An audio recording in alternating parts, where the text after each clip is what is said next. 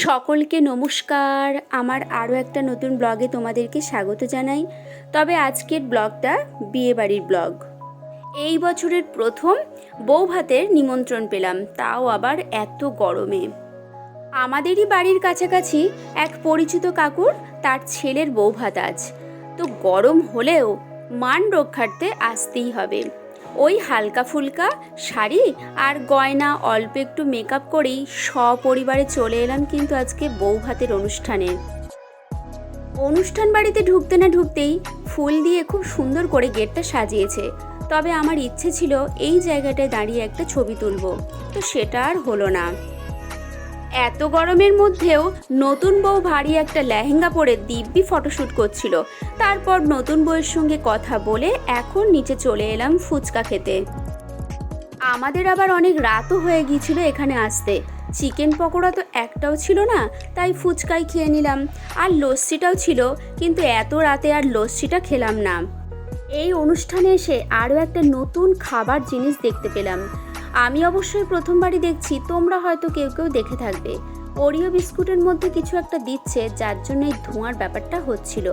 আমি অবশ্য ওদের কাছে জিজ্ঞাসা করেছিলাম কি দিচ্ছে, ওরা বলেও ছিল, কিন্তু আমার এখন মনে পড়ছে না। আমার তো ভীষণ খেতে ইচ্ছা করছিল, কিন্তু ওই আকাশের নাক দিয়ে আর মুখ দিয়ে ধোঁয়া বার হতে দেখে আমি আর খেলাম না। আর ইনিও একটা খেয়ে নিলেন, তবে ওরা বলছিল জিনিসটা খেতে ভীষণ ভালো। এরপরে তো বসে পড়লাম খেতে। এত গরমে ঘেমে নিয়ে একাকার। আর যেখানে খাওয়ার ব্যবস্থাটা করেছিল সেখানে তো দুটো তিনটে পাখা চলছিলই না, আমরা সেইখানটাতেই বসেছি। এত গরম, তার মধ্যে এতটাই ভিড় ছিল যে যেখানে পেরেছে সেখানে বসে পড়েছে। এমনকি খাওয়ার টেবিলগুলো পরিষ্কার হয়নি, তার আগে থেকেই আমরা বসে পড়েছি চেয়ারে। এখন ওই রাত 11:30 মতো বাজে, এখন অনেকেরই খাওয়াই হয়নি। আর কাকু অনেক লোককে নিমন্ত্রণ করেছে বৌভাতের অনুষ্ঠানে। সবাই দেখছিল পাখাটা কিভাবে ঠিক করা যায়।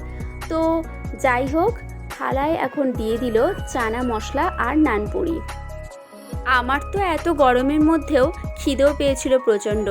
নানপুরি আর চানা মশলা দিয়ে খাওয়ার পর দিয়ে দিল সাদা ভাত, চিপস আর মুড়োঘণ্ট। এরপরে চলে এলো দই কাতলা। আর দই কাতলাটা খেতে দারুণ হয়েছিল। সঙ্গে সঙ্গে দিয়া বলে দিল, বাবাকে বলো কাতলা মাছ আনতে, এইভাবেই বানাবে দই কাতলা। ওদের মুখে যদি কোনো জিনিস ভালো লেগে যায় তো সেইটাই আমাকে বানাতে হয় বাড়িতে। আমার তো ওই খিদের মুখে ডাল আর মাছটা খেয়েই পেটটা ভরে গিয়েছিল, তাই মাটনটা নিয়েও খেতে পারলাম না, তুলে দিলাম ওর বাবাকে। চাটনি আর পাঁপড়টাও নিয়ে নিই, সন্দেশ আর রসগোল্লাটা খেয়ে নিলাম। এরপর আইসক্রিমটা বাইরে বসেই খাচ্ছিলাম। আমাদেরও বাড়ি ফিরতে ফিরতে বেশ অনেকটাই দেরি হয়ে গিয়েছিল, আর এখানে সবাই নাচ গান করছিল, তাই একটু দাঁড়িয়ে দেখছিলাম। বিয়ে বাড়িতে বেশ ভালোই আনন্দ হলো। এখন যাব বাড়ি। পানটা দেখে না ভীষণ লোভ লাগছিল। অবশ্য পান আমি একদমই খাই না, তাই পান দাদাকে বললাম ভালো করে সাজিয়ে গুছিয়ে দাও দেখি, আর বাড়িতেও কটা নিয়ে যাব। আজকের ব্লগটা তাহলে এই পর্যন্ত। ভালো লাগলে লাইক ও সাবস্ক্রাইব করে দিও। আমার জন্য আকাশ নিয়ে এলো 1 গ্লাস ঠান্ডা কোল্ড ড্রিঙ্কস। টাটা।